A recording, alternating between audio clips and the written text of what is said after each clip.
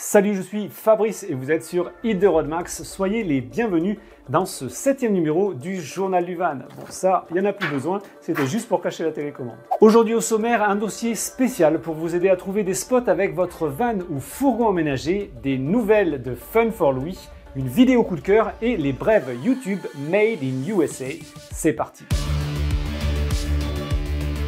Et avant de lancer ce numéro 7 du JDV, je commence avec une mauvaise et une bonne nouvelle. Malheureusement, pour des questions de calendrier, je ne pourrai pas être présent au Braze Van Life Festival comme je vous en avais parlé en décembre. En revanche, bonne nouvelle, je serai présent lors du Van Life Expo qui se tient, retenez bien les dates, le 15 et le 16 avril au Parc des Expositions de Rennes. Ce sera là une super occasion de pouvoir vous rencontrer en chair et en os et de pouvoir échanger avec vous sur tout le travail effectué sur Junior. De plus, le salon réunit un nombre impressionnant d'exposants et d'intervenants, de quoi répondre à toutes vos attentes. Perso, j'ai vraiment hâte de pouvoir vous rencontrer, en tout cas pour tous ceux qui pourront faire le déplacement. Encore une fois, notez bien la date, le 15 et 16 avril au Parc des Expositions à Rennes.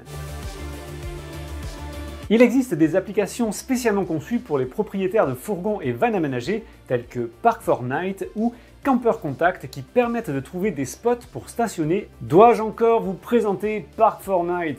Franchement, je suis pas sûr, je crois que cette application est déjà sur tous vos téléphones. En tout cas, si elle n'y est pas, il faut aller la télécharger au plus vite. Cette application gratuite est celle que j'utilise le plus. Elle vous permettra de trouver des spots souvent gratuits en fonction de où vous vous situez et en vous permettant surtout de voir les notes laissées par les personnes qui ont déjà stationné sur le site. Ça peut aller d'un aire de camping-car à un parking sans charme devant le clocher d'une église, en passant peut-être par le plus beau spot de votre vie. Personnellement, j'ai pris l'abonnement qui permet de filtrer les résultats. Ça représente quelques euros à l'année, c'est pas grand-chose et ça finance l'application qui me sert dans 80% de mes recherches. Elle vous permettra de trouver également différents types de parking, de services, points de vidange, remplissage d'eau propre ou camping en fonction de vos envies. Très pratique et assez efficace, le gros avantage de l'application, c'est qu'elle pourra vous suivre à travers de nombreux pays en Europe. Tant que j'en suis à enfoncer des portes ouvertes, il existe des sites internet qui recensent les spots pour stationner les fourgons ou vannes aménagés en France. Par exemple France Passion ou Aire de Service. France Passion, le plus célèbre d'entre eux, compte des milliers de vignerons, agriculteurs, producteurs et autres qui vous proposent un accueil gratuit en l'échange d'un soutien économique en fonction de votre hôte. Ça peut être par exemple un vigneron qui vous héberge gratuitement en l'échange d'une visite de son chai et l'achat de produits bien sentis. C'est l'occasion idéale pour découvrir des produits de qualité et soutenir le commerce local tout en ayant un stationnement gratuit et sécurisé. C'est du gagnant-gagnant. Autre nouveau concept qui a vu le jour il y a peu et qui s'appelle Home Camper et qui, à l'instar de Airbnb, vous propose d'être accueilli directement chez l'habitant. Cette fois, ce n'est plus gratuit, mais reste à des tarifs relativement raisonnables selon les endroits où vous êtes et vous permet donc d'être accueilli par un particulier sur un terrain privé. Ça peut donner par exemple l'occasion de bénéficier de l'expérience de quelqu'un qui connaît parfaitement la région que vous souhaitez visiter. Perso, j'aime bien l'idée, d'ailleurs si quelqu'un de chez Home Camper regarde cette vidéo, moi personnellement je serais vraiment très intéressé par un partenariat afin de tester tout ça. On sait jamais.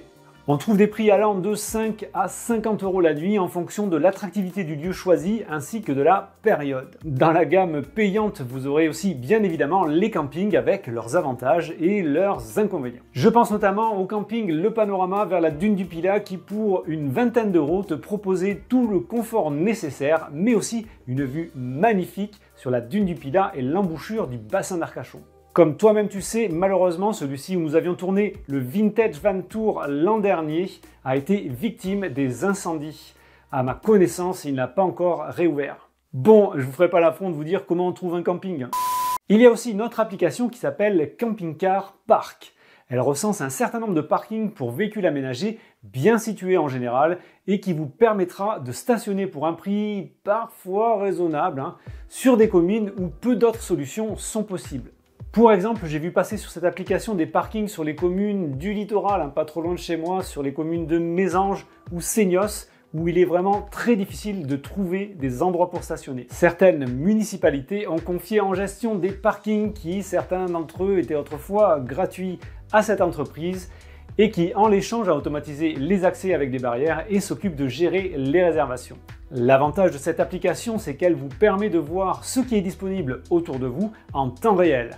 Pas besoin de se déplacer si le parking convoité est complet, c'est marqué sur l'application. Il existe également quelques groupes Facebook pour les propriétaires de vannes et fourgons aménagés en France où il est possible de trouver des informations sur des spots pour stationner. Le dernier moyen pour trouver un emplacement, ça va être toi-même, soit en regardant sur Google Maps en essayant de repérer un lieu, soit en cherchant dans des villages, des sites non répertoriés comme devant le parking d'une église ou d'un cimetière, où en général t'es pas trop emmerdé, de stade de foot ou une base de loisirs par exemple.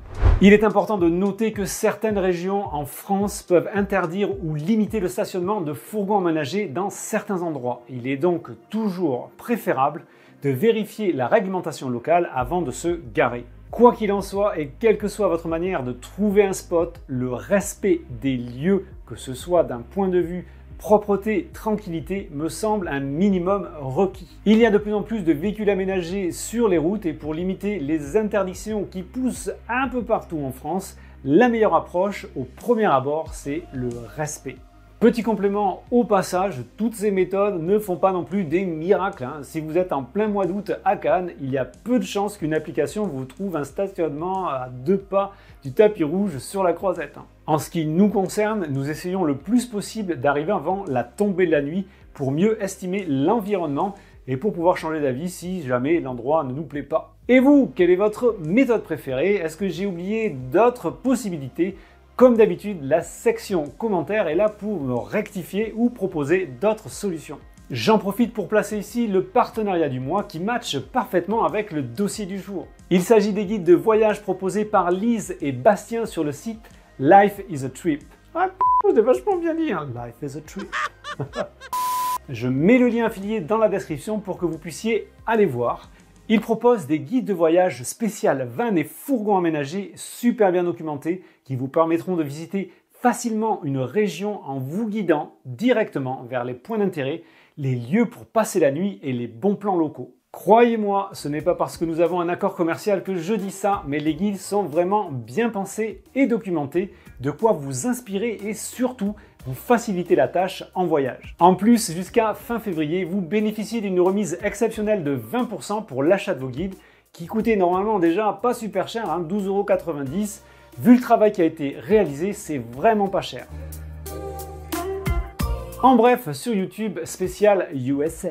Je vous en ai parlé dans le numéro précédent du JDV. Louis s'était lancé un défi début décembre de relier Los Angeles à New York à bord de son combi T2 transformé en 100% électrique. Mauvaise nouvelle, malheureusement son challenge se sera soldé par un échec. Mais bonne nouvelle, il se lance sur un projet un peu fou de transformer son T2 en 100% autonome avec des panneaux solaires en masse sur le toit. Le projet semble fou et je ne manquerai pas de revenir dessus pour vous tenir informé. Mav, encore lui, est parti au Japon tester un micro-van. J'ai vraiment l'impression qu'il s'est sans doute inspiré du journal du van numéro 4 dans lequel je parlais de ces véhicules. Ou pas. Matt de Combi Life nous a construit un espace de travail nomade dans son T2 et c'est plutôt pas mal. Ah, on m'indique à l'oreillette un flash spécial et une breaking news justement venant directement de Los Angeles. Breaking news donc, il semblerait qu'à la suite du journal du van numéro 6, Vin Diesel soit enfin passé à l'électrique. Désolé.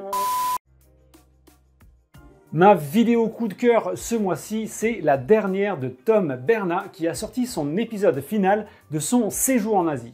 Ça fait déjà quelques numéros dans le JDV que je vous propose de petites pépites et Tom rejoint mon groupe de vidéastes préférés.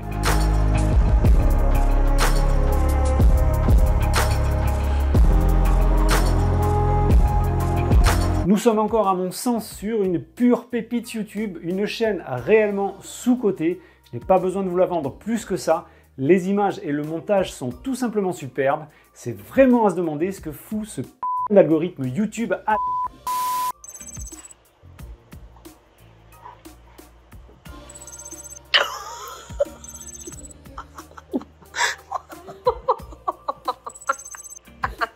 Merci d'avoir suivi ce numéro spécial du JDV et comme d'habitude, il ne me reste plus qu'à vous souhaiter le meilleur pour la suite. See ya!